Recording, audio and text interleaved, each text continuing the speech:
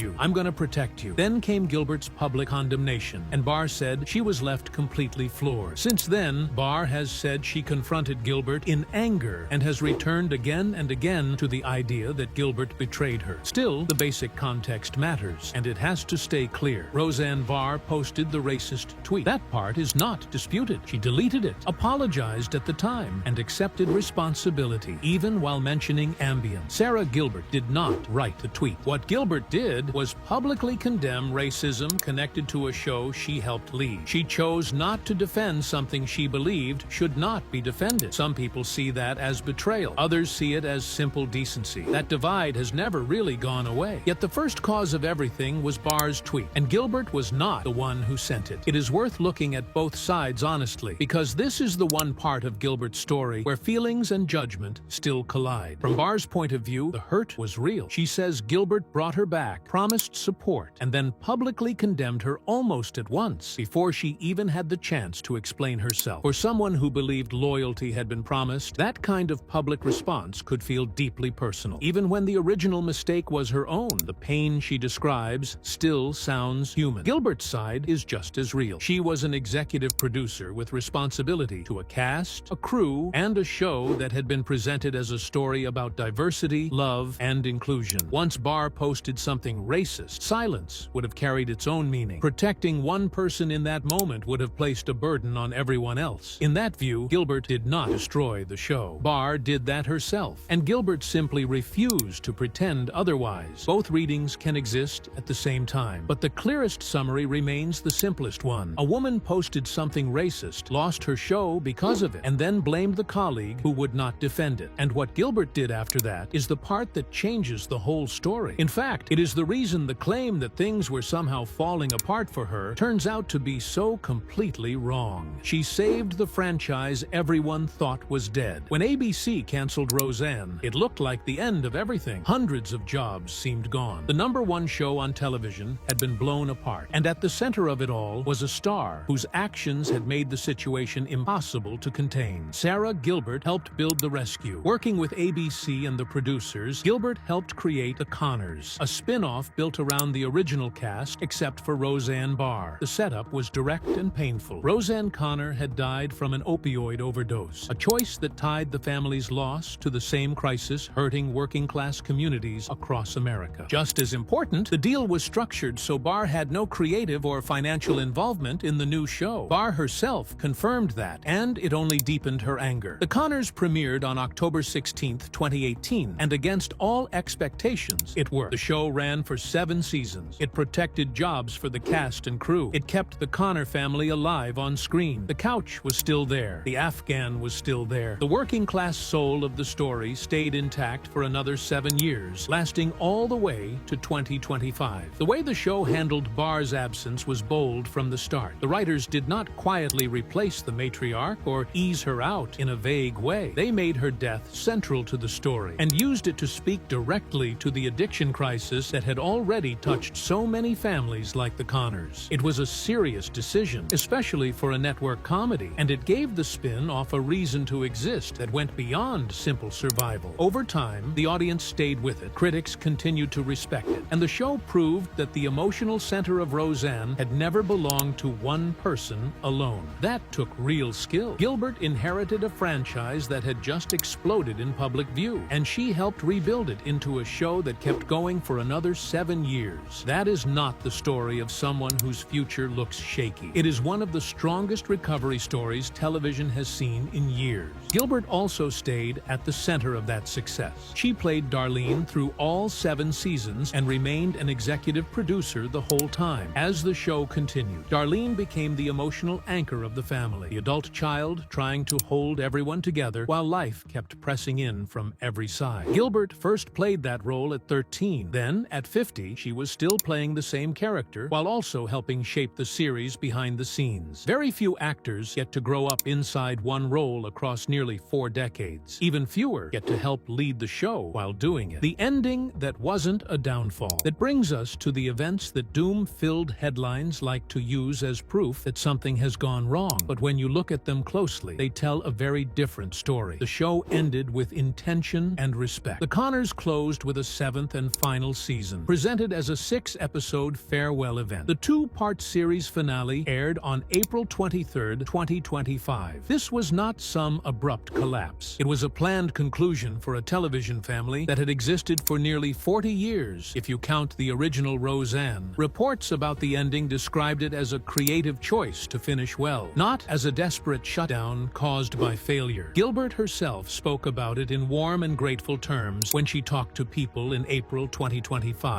She said, "I think we just have such a good time, and we laugh a lot. It feels like family, and because we did it for so many years, it's sort of deep in our soul, and so that is hard to imagine being without." She also said viewers got the chance to laugh and to feel at home with those characters. That does not sound like someone in crisis. It sounds like someone who knows she was part of something lasting. Bringing a successful show to a close after 7 seasons and after nearly 4 decades of the larger franchise is not a downfall. It is the kind of ending most television families never get. The other part of the so-called sad story is Gilbert's divorce from musician Linda Perry, the former Four Non-Blondes frontwoman and a songwriter with major credits for artists, including Pink, Christina Aguilera, and Gwen Stefani. The facts are clear. Gilbert and Perry began dating around 2011. They married on March 30th, 2014. Their son, Rhodes Emilio, was born in February 2015. Gilbert filed for legal separation in December 2019 and cited irreconcilable differences, with August 13th, 2019 listed as the date of separation. They were declared legally separated in October 2021. The divorce was finalized on December 19th, 2024. What stands out most is how calm the arrangement was. They agreed to joint legal and physical custody of Rhodes, divided roughly